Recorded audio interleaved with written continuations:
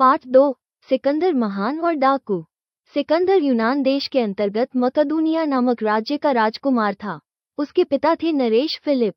सिकंदर बचपन से ही मेधावी, साहसी तथा होनहार था। अपने पिता की मृत्यु के पश्चात वह मकदूनिया का शासक बना। सिंहासन पर बैठते ही उसने विश्व विजय का निश्चय कर लिया। इराक तथा ईरान को विजित करके उसने ईरान की राजकुमारी से विवाह कर लिया। तत्पश्चात वह भारत की उत्तर पश्चिमी सीमा तक आ पहुंचा।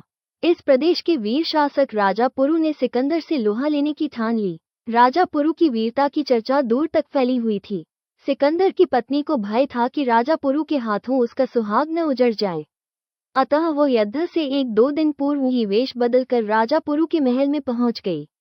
उस दिन राखी का त्योहार था, अतः उसने राजा पुरु की कलाई पर राखी बांधकर उनसे अपने सुहाग की रक्षा का वचन ले लिया।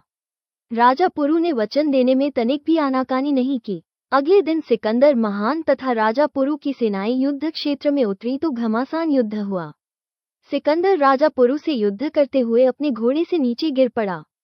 जब राजा पुरु ने उसके प्राण लेने हेतु अपना भाला सिकंदर के वक्ष की ओर बढ़ाया तो उनकी दृष्टि अपनी कलाई पर बंधी हुई राखी पर पड़ गई, अतः वे वहीं रुक गए तथा सिकंदर को जीवित छोड़ दिया।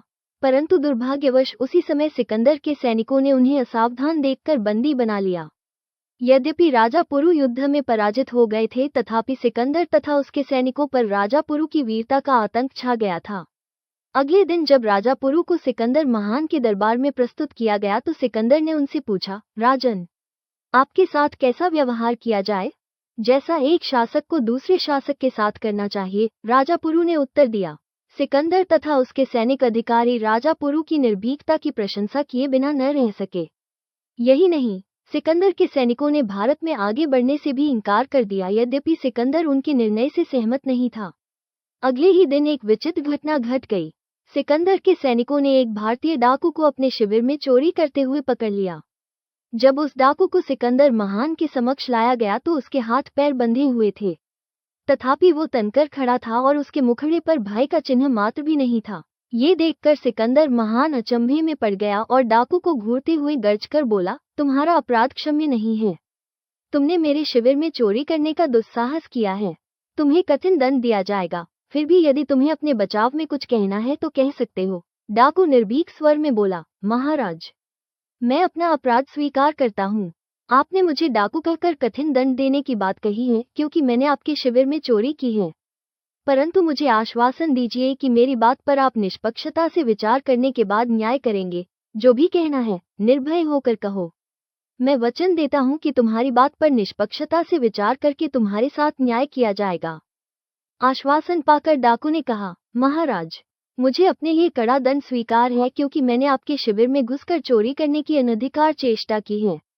परंतु उस व्यक्ति को क्या दंड मिलना चाहिए जिसने अनेक देशों को लूटते हुए सहस्रों स्त्रियों का सुहाग उजाड़ा हो और रक्त की नदियां बहाई हो।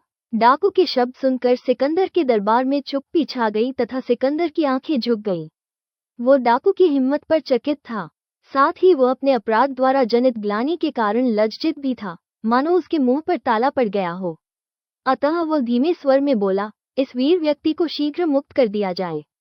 यही नहीं, अपने राज्य की ओर वापस कूच करने की अविलंब तैयारी आरंभ कर दी जाए। जिस देश के डाकू इतने निर्भीक हैं, उस पर विजय प्राप्त करना कदापि संभव नहीं। इतिहास साक्षी है कि सिकंदर को भारत से लौटने पर विवश करने में राजा पुरु की वीरता के साथ साथ इस निर्भीक डाकू का भी बहुत बड़ा हाथ था। उसे इस श्रेय से वंचित करना बहुत बड़ा अन्याय होगा।